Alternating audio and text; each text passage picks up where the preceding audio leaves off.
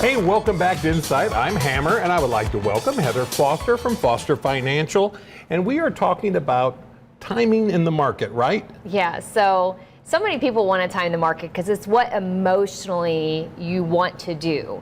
When you start to see the volatility happening, you start to hear the words and the echoing of recession, interest rates, inflation, people tend to get emotional. And the emotional decisions are timing the market.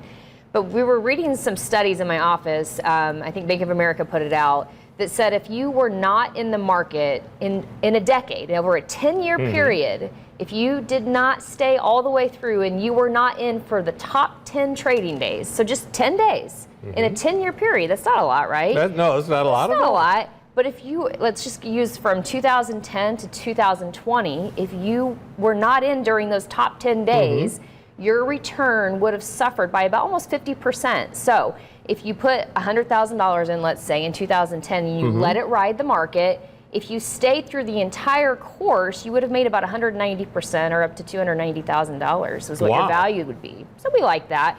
But if you were just out those 10 days, which pick your poison on which 10 days those might be. We just had a really great day yesterday, 3% market returns in a day.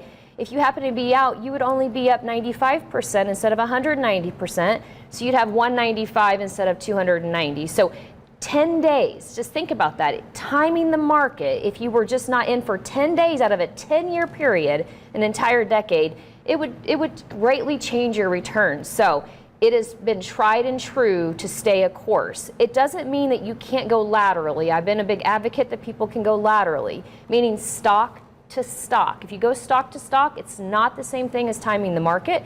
You're just simply repositioning maybe from one stock to another because it's poised to do better during a current market cycle. But if you actually just say, hey, whoa, I'm afraid of this market, I want to get out, and you miss a day like yesterday, and you do that 10 times over a 10-year period, it can greatly affect your returns. So don't try to time the markets is the critical thing there. There was a study that they also did from 1930. So from 1930, if you did the timing of the market and you weren't in those 10 top days, each 10-year decade from 1930 on, your total return would be like 28% since 1930. Wow. For staying in the market, nothing.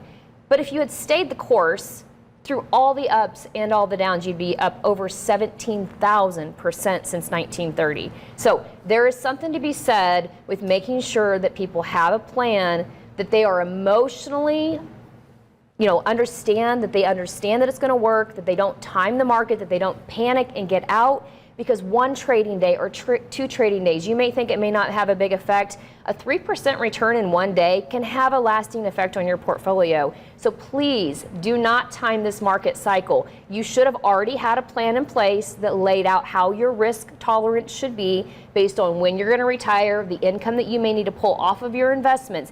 If you had that ahead of this, you shouldn't be emotional right now. If you are feeling emotional, please do not time the market and just go running for the hills, because a day like yesterday happening a time after time can really change your returns long term. You're locking in your losses. So make sure if you're making moves right now that you're looking for lateral moves, stock to stock, equity to equity, bond to bond. It's okay to trade things around, go from one bond that's paying 1% to a bond that's paying 6%. It's a lateral move as far as the risk goes, but you're getting a better yield. You can do the same thing with the stocks. Just don't necessarily go from stock to bonds unless it's a part of a long-term financial plan that's not allowing emotions to get involved. All right, so if you've heard all of this and you're not as scared as I am and trying to take care of all of this yourself, that's another reason why people need to give you a call. You're professional and you're on top of it. Yeah. Heather, thank you so much for joining us again. And if you have lots of financial questions like I do,